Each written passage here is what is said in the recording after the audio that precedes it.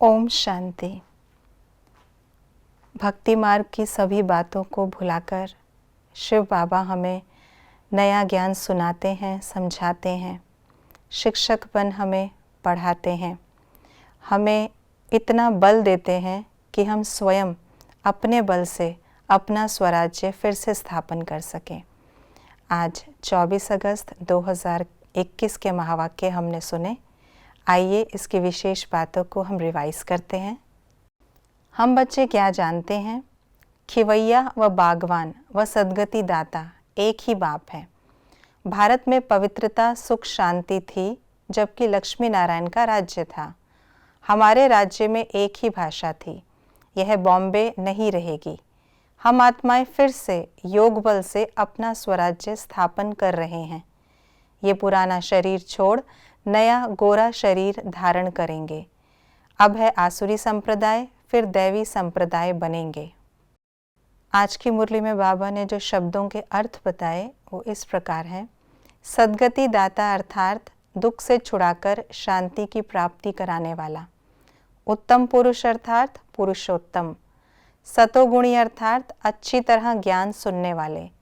रजोगुणी अर्थात थोड़ा ज्ञान सुनने वाले। तमोगुणी अर्थात जो ज्ञान सुनते ही नहीं। सच्ची गीता पाठशाला अर्थात सत्यनारायण बनने की कथा। सत्यनारायण की कथा अर्थात अमर कथा। अमर कथा अर्थात सच्ची तीजरी की कथा। श्री कृष्ण के बारे में बाबा ने क्या कहा? श्री कृष्ण की आत्मा और शरीर दोनों सतो प्रधान थे। उनको सभी प्यार करते हैं क्योंकि पवित्र है। कृष्णपुरी परमात्मा ही स्थापन करते हैं। नंबर 1 फूल है श्री कृष्ण। वह स्वर्ग नई दुनिया का पहला प्रिंस है। उनको सभी याद करते हैं कि उन जैसा बच्चा मिले। कृष्ण और क्रिश्चियन दोनों की राशि एक है। माताओं से बाबा ने क्या कहा?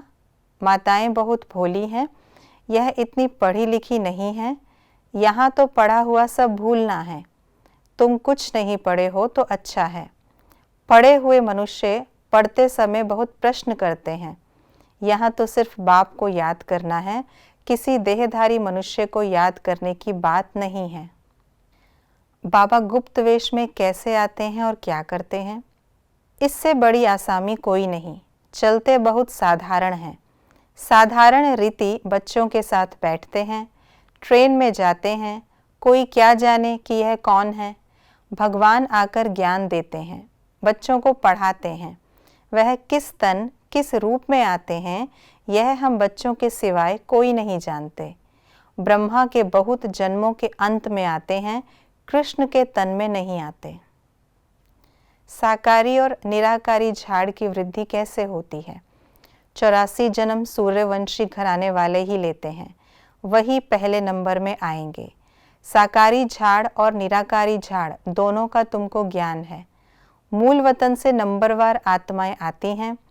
पहले पहले देवी देवता धर्म की आत्माएं आती हैं, फिर नंबरवार और धर्म वाले आते हैं। सदा हर्षित रहने के लिए किन बातों को स्मृति में रखना है? जो बच्चे ज्ञान का सिमरन कर उसका स्वरूप बनते हैं, वह सदा हर्षित रहते हैं। सदा हर्षित रहना यह ब्राह्मण जीवन का असली संस्कार है। दिव्य गुण अपनी चीज़ है, अवगुण माया की चीज़ है, जो संग दोष में आ गए हैं।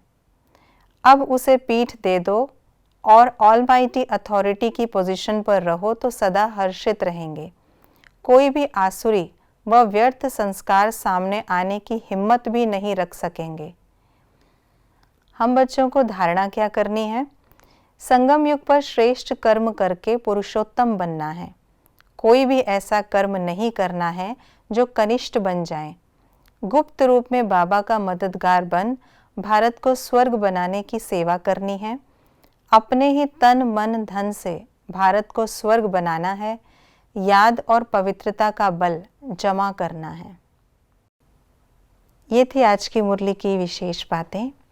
हमने कलयुगी दुनिया से किनारा कर लिया है, तो हमें अब कनिष्ठ कर्म छोड़ श्रेष्ठ कर्म कर पुरुषोत्तम बनना है।